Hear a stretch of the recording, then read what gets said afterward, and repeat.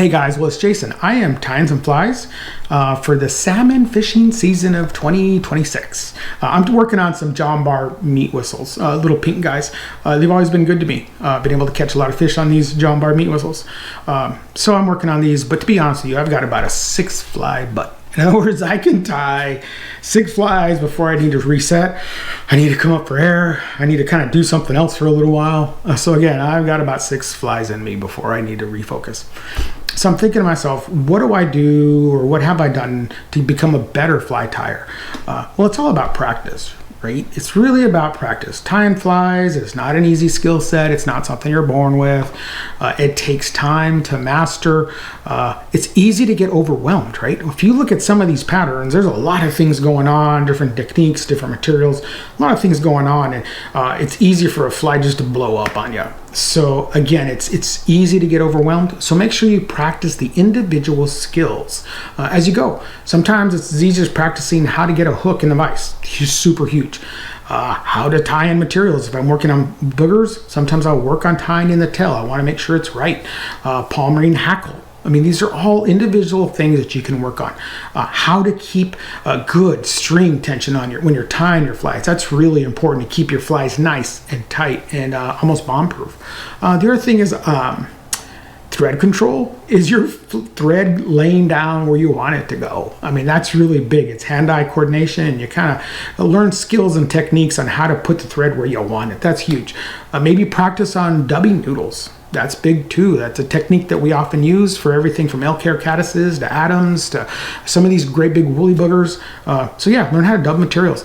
And also trimming materials. We've all been there, right? Working on a fly, it looks great, you whip finish, and you're getting ready to snip, and then all of a sudden snip, snip, and your wings fall off. Yeah, you accidentally chop the wings off, or you cut the hackle up on front that was nice to be a nice, beautiful collar is all mangled now. So learn how to trim your materials as you're going and be accurate. One thing about it, I often say is the head is really important. Do not overcrowd a head, and that is a common mistake. You get everything and then you crowd the head, and then at the very front you're over here by your eye and you're kind of like cramming things in there. So learn how not to cram the head. I think that's really important. Sometimes you work with wrapping marabou. I always find myself wrapping marabou for different streamers and different nymphs. So yeah, that's a technique that you can work on.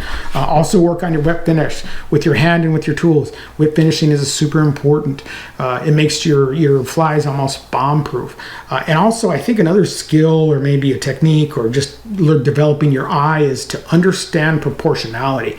We've all tied those flies, you know, like a royal red humpy, and you tie it all together and you're like, wait a minute, all the pieces are in the right place, but that does not look like the way it should look.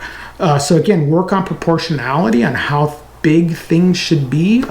Work on like maybe tail lengths or collar sizes or how you dub the body. That's really important. So focus on proportionality. Also maybe just look at your materials and practice with your materials. There is nothing worse than trying to tie a fly and you're fighting the materials. You're a glutton for punishment. So make sure you have the right materials to tie the flies you're working on. So again, guys, tying flies isn't natural. It takes practice.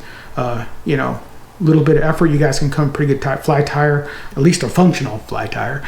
And above all, don't be afraid of taking your flies apart. You know, it's okay. If it doesn't look right, get after it with the razor blade, start from scratch. It's all right, you know. I think that's one thing I didn't do early on in my career, and I've got boxes or had boxes of flies that were like, I don't want to say they're junk, but they were pretty rough that I would never fish, right? So yeah, don't be afraid of taking flies apart. Again, guys, thanks for watching. If you guys have any ideas or techniques or something we can share with everybody on how to become a better fly tyer, just put it in the comments. I mean, we're all in this together. The idea is for us to become better fly tyers. Again, guys, thanks for everything. Take care, and we'll talk to you soon.